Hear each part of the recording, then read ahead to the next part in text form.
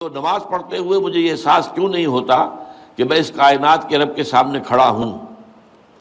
مجھے اس سے ڈر کیوں نہیں لگتا؟ مجھے اس کی موجودگی کا احساس کیوں نہیں ہوتا؟ مجھے اس سے ڈر کیوں نہیں لگتا؟ مجھے اس کی موجودگی کا احساس کیوں نہیں ہوتا؟ اس کا تعلق ہے یقین کی گہرائی سے۔ ایک ہے ایمان، جس کو آپ کہیں گے لپ سروس، زبان سے ہم کہہ رہے ہیں کہ ہم نے اللہ کو مانا، رسول کو مانا، قرآن کو مانا، کتاب کو مانا، نبیوں کو مانا، آخرت کو مانا، روز قیامت کو مانا، جنت کو مانا، دوزخ کو مانا۔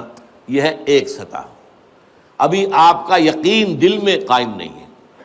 اس وقت تو ظاہر بات ہے کہ آپ کا قول کچھ اور ہوگا، عمل کچھ اور ہوگا، اس لیے یقین تو ہے ہی نہیں، یہ تو صرف قول ہے۔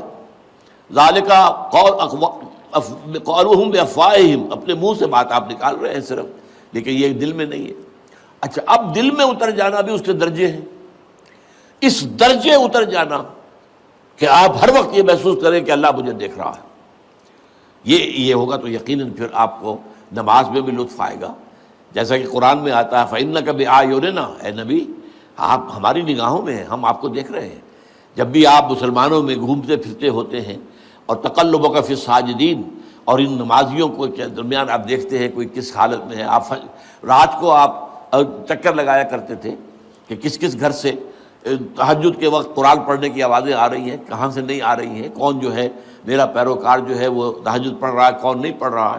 اسی میں وہ واقعہ آتا ہے کہ آپ گزرے حضرت ابوبکر کے مکان کے پاس سے، اور مکان آپ کو معلوم ہے وہاں کوئی کنالوں میں تو ہوتے نہیں تھے، وہ تو چھوٹی چھوٹی جو ہے وہ جھوپڑیاں تک سمجھ لیجئے، معمولی سے مکان، بہت وہ ایک دو کمرے کے جو ہے کوٹڑیوں کے، کمرہ نہیں کہنا چاہیے، مکان۔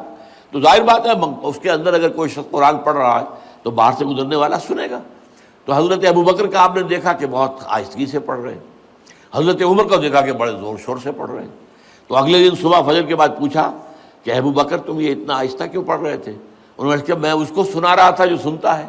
اللہ کو سنانے کے لیے بلند آواز سے پڑھنا تو ضروری نہیں ہے، اللہ تو میں کتنے ہی ہلکی سے ہلکی بات میں کہوں، بلکہ صرف کلام نفسی بھی ہو، دل ہی میں بات کروں، وہ بھی اللہ کے علم میں آ جائے گا۔ حضرت عمر سے پوچھا تم کیوں زور سے پڑھ رہے تھے؟ کہ میں شیطان کو بھگانا چاہتا تھا کہ شیطان بھاگ جائے۔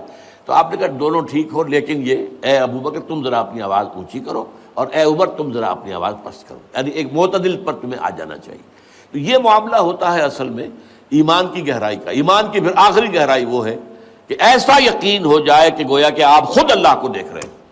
یہ جو احسان کی تعریف بیان کی حضور نے حدیث جبرائیل کے اندر، ان تعبد اللہ کانک تراہ فإن لم تکن تراہ فإنہ یراک، اس حالت میں اللہ کی بندگی کرنا، اللہ کے لیے بھاگ دوڑ کرنا، ان تعمل للہ کانک تراہ، ان تخشى اللہ کانک تراہ، اللہ کا خوف تم پر اتنا ہو جائے گویا کہ تم اللہ کو دیکھ رہے ہو۔ اب آپ اندازہ کیجئے کہ جب قیامت میں سارے پردے اٹھ جائیں گے، جہنم بھی ہمارے سامنے ہوگی اور جنت بھی سامنے ہوگی، وہاں بھی کوئی کفر کر سکے گا؟ تو ظاہر بات ہے کہ جب اللہ تعالیٰ کو دیکھنے کی حد تک کی کیفیت پیدا ہو جائے، یقین کا وہ درجہ، تو پھر اس میں کوئی غلط کام کرنے کا امکان نہیں ہے۔ سبحانک اللہم و بحمدک، نشہد ان لا الہ الا انت، نستغفرک و نتوب الیک۔